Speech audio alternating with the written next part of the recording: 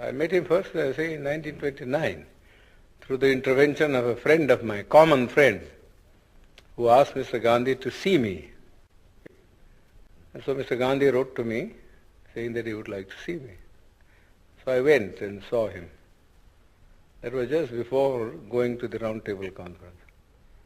And then he came to the second Round Table Conference, didn't come for the first. And he was there for about 5-6 months. And there, of course, I met him also and faced him also. Then, once thereafter, he also, after the signing of the Pune Pact, asked me to come and see him. So I went to see him. He was then in jail. But that's all the time that I have met him. But I always say that as I met Mr. Gandhi in the capacity of an opponent, I have a feeling that I know him better than most other people because he had opened his real fangs to me and I could see the inside of the man.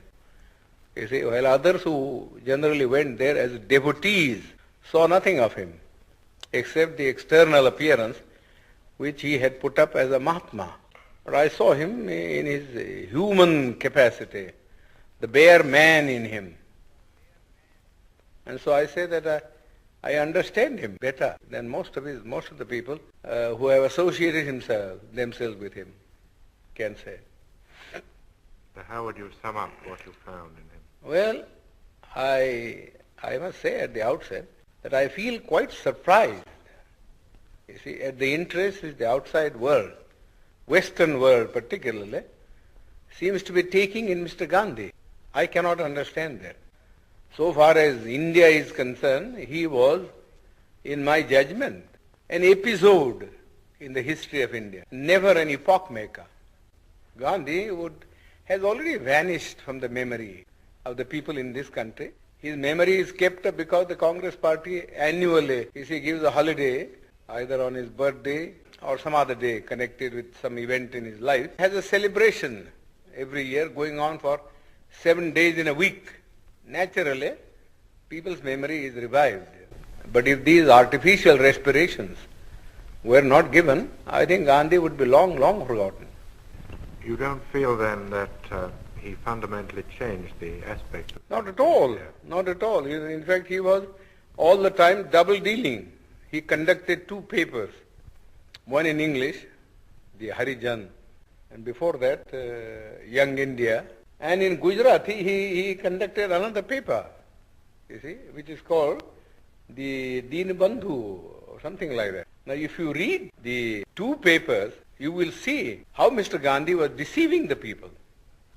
In the English paper, he posed himself as an opponent of the caste system and of untouchability, and that he was a Democrat. But if you read a Gujarati magazine, you will see him a more orthodox man. He has been supporting the caste system, the Varnashram Dharma, and all the orthodox dogmas which have kept India down all through ages. In fact, somebody ought to write Mr. Gandhi's biography by making a comparative study of the statements made by Mr. Gandhi in his Harijan and the statements made by Mr. Gandhi in this Gujarati paper. There are 7 volumes of it. The people, the Western world only reads the English paper, where Mr. Gandhi, in order to keep himself in the esteem of the Western people who believe in democracy, was advocating democratic ideals. But you got to see also what he actually taught to the people in his vernacular paper. Nobody seems to have made any reference. All the biographies that have been written of him, you see, are based upon his Harijan and the Young India, but not upon the Gujarati writings of Mr. Gandhi. Then what were his real intentions with regard to the scheduled castes in the structure? Well, he only wanted, you see, there are 2 things about the scheduled caste. We want untouchability to be abolished. But we also want that we must be given equal opportunities so that we may rise to the level of the other classes. Mere washing off of untouchability is of no consequence. We have been carrying on with untouchability for the last 2,000 years. Nobody has bothered about it.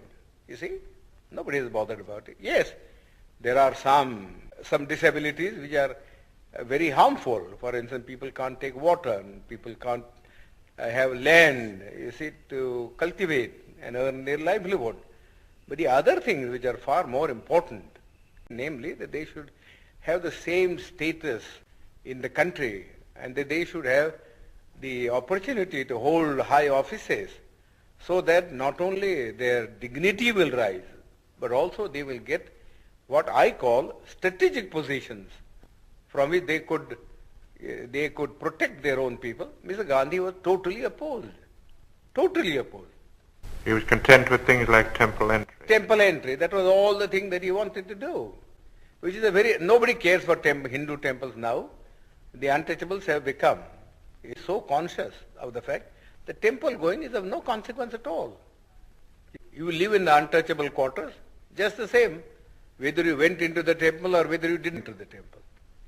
People, just as for instance, people at one time would not allow the untouchables to travel by railways because of pollution. But now they don't mind because the railways won't make any separate arrangement. But because they travel together in the train, it doesn't follow that their life in the villages vis-a-vis the Hindus has in any sense changed. Whenever the Hindu and the untouchable alights at a railway train, see, they assume their old robes. So you would say Gandhi was an orthodox Hindu? Yes, he was absolutely an orthodox Hindu.